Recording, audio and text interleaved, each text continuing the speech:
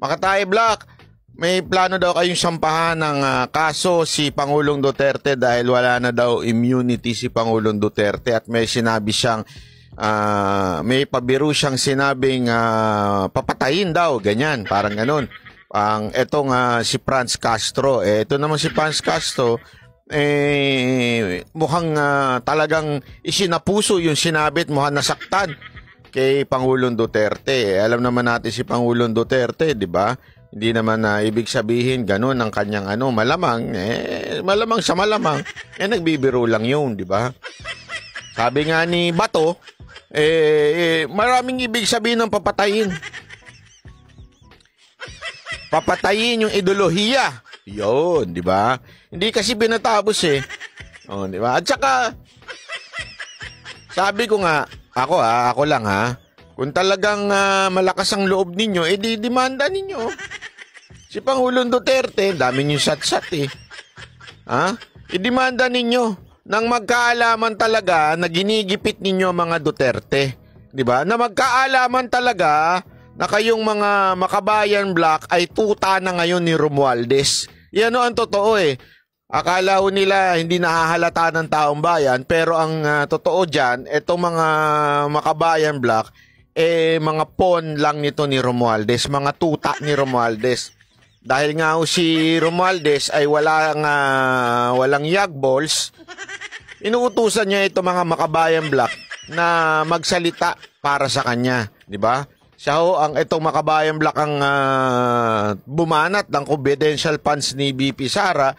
This time naman si Pangulong Duterte naman, di ba? O edi kasuhan na lang ninyo, dami nyo sat-sat.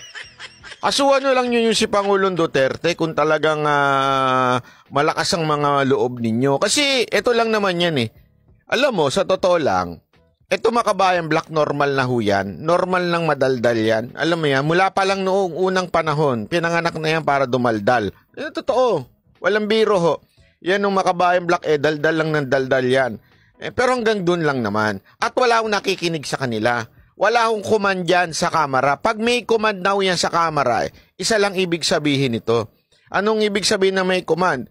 Pag pinakikinggan na sila, ibig lang sabihin ito ay yung pinaka-leader ng kamera ay alam nating na inuutusan ito Makabayan Black. Diba? Kaya nga titingnan nga natin kung magpo-prosper itong banta nila, nasasampahan daw ng kaso si PRRD. Di ba? May mga nagsasabi nga dyan na wala naman ng immunity si Pangulong Duterte. So, ibig sabihin po, maaari na siyang makulong sa ganyan-ganyan. Tingnan natin. Kasi sa totoo lang, kung yan, hindi pa hihintulutan ni Romualdez, hindi naman magpo-prosper yung mga ganyan-ganyan nila. Sa totoo lang. Pero dahil nga, alam naman natin, binanatan ni Pangulong Duterte ito si Romualdez ng bonggang-bongga na merong ambisyon na maging presidente. Labo. Mantakin mo, may ambisyon maging presidente. Ano? Ang baduy mo, Brad. Ang lakas ng loob mo. Halatang hindi ka nga ito isipin nyo to Hindi nga ito ilang beses, alam ko ilang beses nang tumakbo ito sa pagkasenador, natatalo Tapos ngayon nga, hindi man lang sumusulpot yung pangalan niya sa pagkasenador. Tapos biglang tatakbong presidente. Ang tindi ng lipad mo, Brad Mukhang ano ba binabanatan mo dyan? Masarap ata binabanatan mo dyan. Kasi ang tindi ng lipad ng isip mo, parang you fly high in the sky, di ba? Parang masyadong mataas ang lipad mo, Brad. Medyo delikado yung masyadong mataas ang lipad. Pag lumagpak yan, bonggang-bongga rin. Akala niya talaga mananalo siyang presidente? Pambira, Romualdez presidente? Ayusin mo muna yung lugar ninyo. Sa totoo lang, paano naging presidente? Pambira ka naman, Senado nga, di ka umaangat, di ka nga, wala ka nga sa, sabi nga, wala ka sa radar para maging senador. Presidente pa. Pambira, Diba? Tapos ngayon, hindi kasi ang akala niya siguro habang dinidiin niya si VP Sara Duterte at etong si Pangulong Duterte, akala niya siguro siya ay magtatagumpay at aangat. Alam mo, Brad, Romualdez, makinig ka. Kahit hindi tumakbo si VP Sara Duterte, baka yung barangay captain tumakbo, manalo pa kaysa sa'yo eh. Dahil alam na ng karakas ng mga Pilipino yung gawain mo, sabi nga ni Pangulong Duterte, swapang. Swallowing, ganun ba? Diba? Alam na ng karakas ng taong bayan kung anong klase ka, Romualdez, alam na yan. Yung ano mo, una-una talagang sagad sa buto pagiging dilawan mo. Pangalawa, yun nga lang mga congressman, hindi mo ma-win over dahil nga sa tindi ng ginagawa nyo dyan sa kamera. Masyado yung pinapaboran lang ang mga kakampi. Hindi mo nga ma-win over ang mga kongresista dyan. Tsaka una, bago ka tumakbo, siguraduhin mo munang magkaroon ka ng audit, ha? Ipakita mo sa taong bayan kung saan mo ginastos ang pera ng taong bayan. Kasi remember, pera natin yan. Hindi ho niya pera yung ginagamit niya dyan sa kamera. Yung anumang budget na natatanggap nito mga kongresista na ito, na paulit-ulit nila sinasabing na okay, na audit naman daw ng COA. Hindi kasi, una-una, yan yung paulit-ulit yung sinasabi na audit na ng COA, ganyan-ganyan. Sandali, let's define audit. Baka mamaya, yung sinasabi nyo na audit lang, porket may pirma na kayo, okay na yun, ganon. Yung totoo. Porket pinirma nyo lang, I certified that such expenses was used properly. Signed by me. Ayos na kagad. Diba? Huwag ganun. Dapat ipakita nyo sa amin. Asa nagastos yung 1.6 billion. Billion po ito, billion.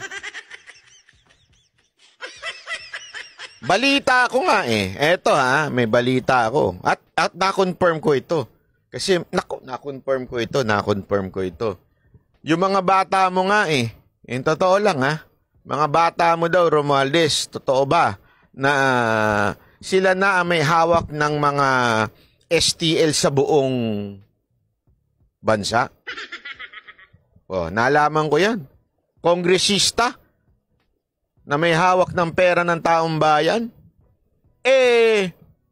may hawak na daw dyan sa albay ng STL. At dito ka magtataka, ha? Di ba, yung mga degamo nagagalit? Ito si Mayor Fritz. Kesyo may drama pa siyang itong lugar namin, ng sugalan, bla bla bla, ganyan-ganyan. Ay, totoo. Sinasabi ninyo, ngayon daw, sa Negros, balita ko, dahil wala na nga, na-operate na, napabagsak nyo na si Tebes. Maaring sa tingin ninyo, napabagsak nyo na yung mama. Natanggal nyo sa bansa, napabagsak nyo negosyo, nalipat daw dito sa mga politiko sa Negros, etong STL. Naku po. Napanood ko yan. Panoorin nyo yung vlog ni Jojo de Guzman. Na-discover niya. Etong may mga hawak daw ng STL. STL is parang sweep stick. Yan yung mga bagong sweep stick. Parang loto. Small time town loto. Yun. STL. Iyang STL, yung Small Town Lottery, sabi nga, hawak na daw ng mga politiko dyan sa Negros. Naku po. Lalong-lalo na yung nagdadramang, sabi niya, yung mayor na nagdadrama na, sabi niya, nasakop na ng nito ni Tebes at nasisira ang mga kabataan dito dahil sa gambling. Ulul. Ulul mo. Hindi totoo. Alam mo kung bakit? Inuulol niya yung mga tao dun eh. Kunwari na dahil daw kay Tebes, kaya nasira ang Negros dahil sa gambling. Ngayon, nung wala na si Tebes, sinakop niyo daw yung gambling dyan. Kayo na mga pinuno dyan.